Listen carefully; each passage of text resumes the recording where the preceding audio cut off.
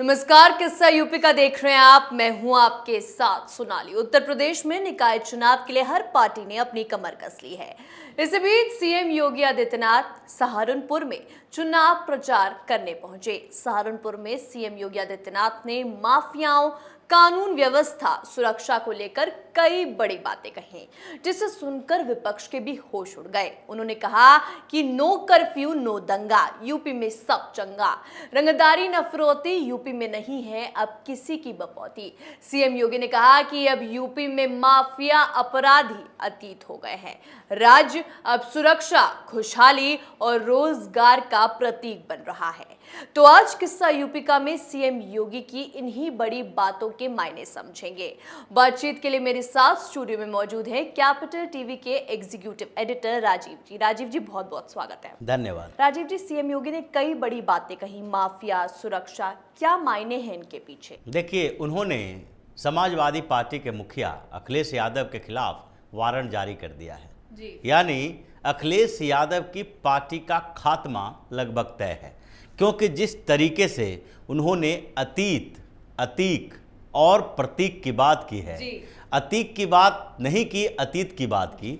मायने साफ था कि अतीक अब अतीत हो गया है। ये अतीक का पूरा गैंग, यानी कि अतीक गैंग का मतलब सिर्फ अतीक अहमद का नेटवर्क नहीं है, बल्कि समाजवादी पार्टी, बहुजन समाज पार्टी के वो पूरा नेटवर्क है जो माफियाओं के साथ साठगांठ से सालों तक उत्तर प्रदेश में ये गुंडागर्दी, दंगा फसाद चलाते रहे। अभी भारतीय जनता पार्टी के ऊपर हमेशा अखिलेश यादव की पार्टी, समाजवादी पार्टी, ये आरोप लगाती रही कि दंगा तो भारतीय जनता पार्टी उत्तर प्रदेश में करवाती रही है।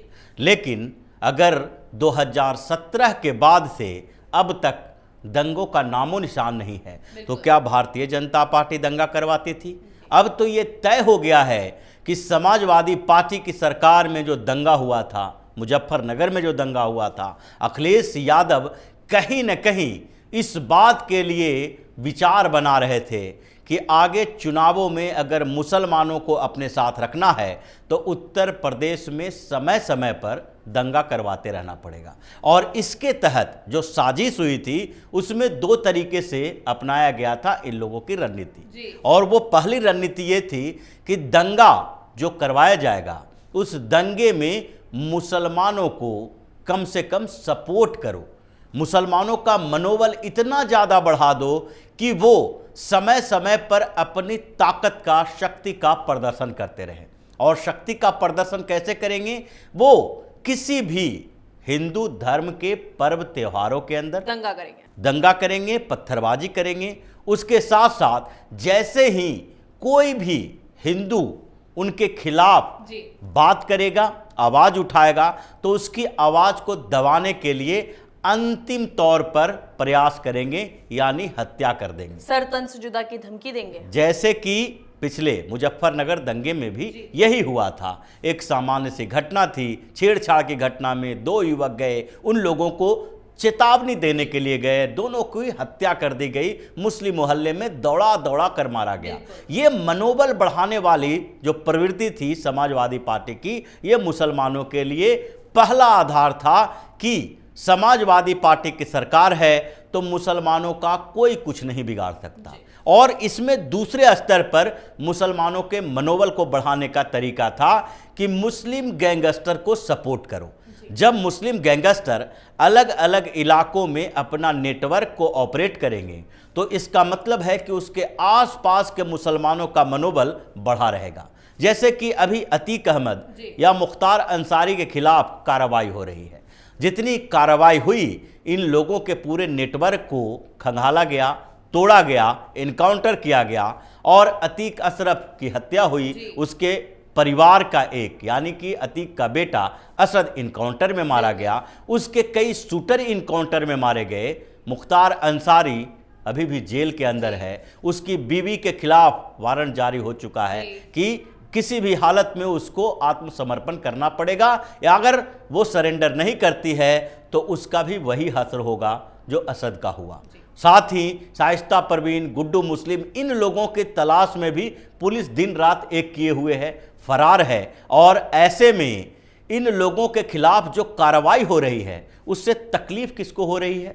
समाजवादी पार्टी को और कुछ मुस्लिम नेताओं को। समाजवादी पार्टी को तकलीफ इसलिए हो रही है कि जिस तरीके से इसने पूरे उत्तर प्रदेश में मुसलमानों के मनोबल को बढ़ाने के लिए लगातार मुस्लिम गैंगस्टर को प्रश्रय दिया, वो अब खत्म हो रहा है। मुसलमानों के भीतर इस बात का डर है कि अगर हम कभी भी दंगे की कोशिश किए, हिंसा फैलाने की कोशिश किए, अगर शोभा यात्रा पर पत्थरबाजी की, तो उसके खिलाफ कार्रवाई होगी।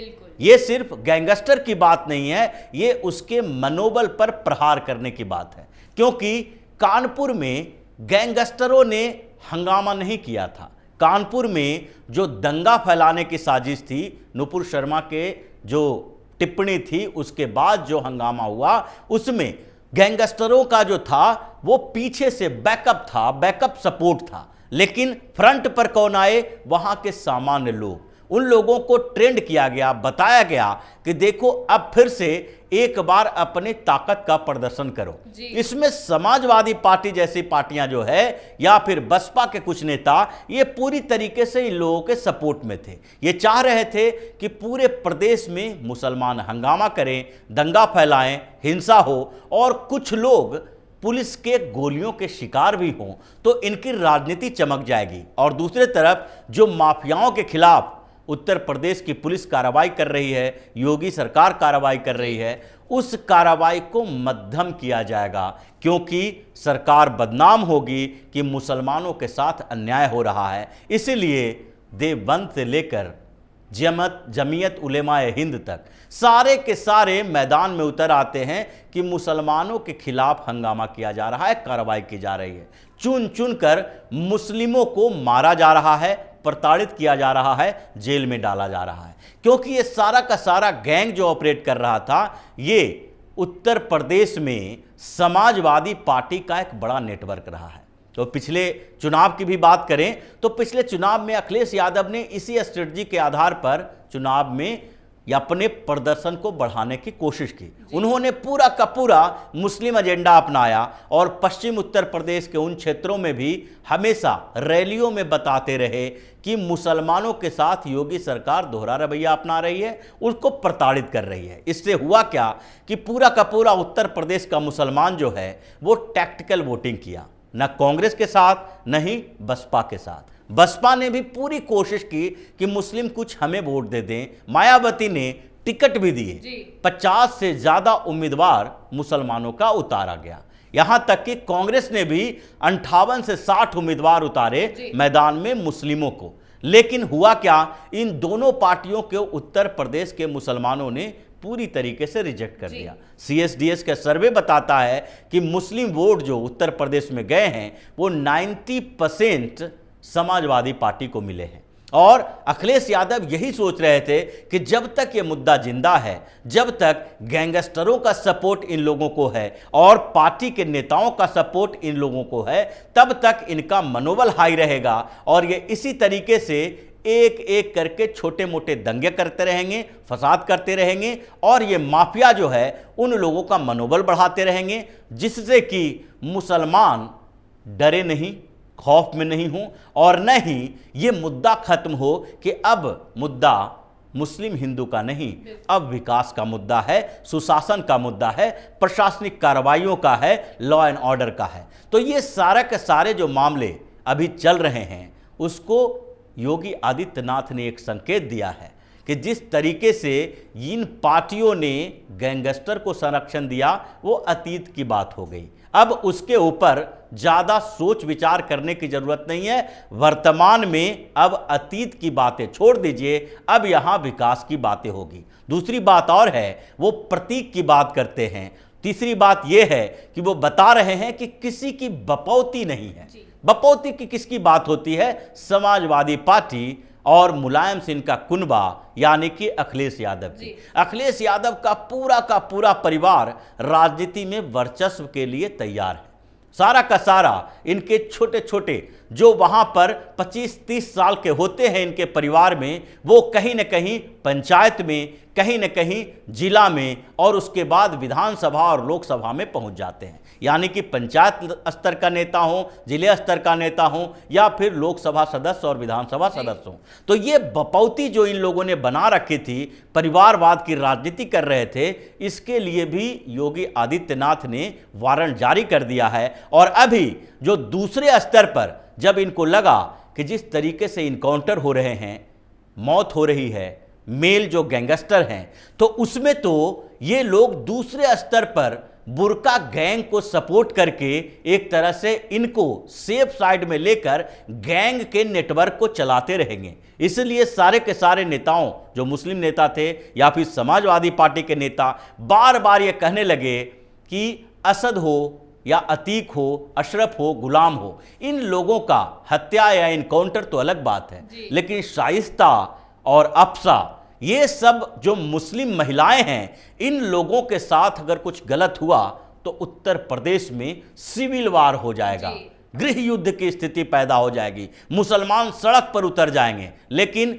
उसी को संदेश दिया है, चेतावनी दी है योगी आदित्यनाथ ने कि अगर गैंगस्टर महिला हो, पुरुष हो, उससे कोई फर्क नहीं पड़ता है, सबको सरेंडर करना पड़ेगा, जेल जाओ या फिर जहन्नुम में जाओ।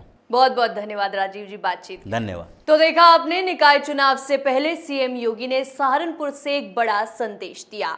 उन्होंने माफियागिरी करने वालों पर जमकर प्रहार किया और सुरक्षा कानून व्यवस्था के मामले में आज उत्तर प्रदेश देश में नंबर 1 पर है, ये भी बता दिया। और साफ संदेश उन दंगाइयों को दिया जो यूपी सरकार का नाम दंगा करके खराब करना चाहते हैं कि कायदे में रहोगे तो फायदे में रहोगे।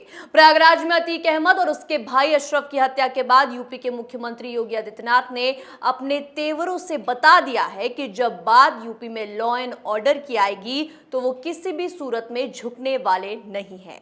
किस्सा यूपी का में आज के लिए इतना ही। देखते रहिए कैपिटल टीवी उत्तर प्रदेश। नमस्कार।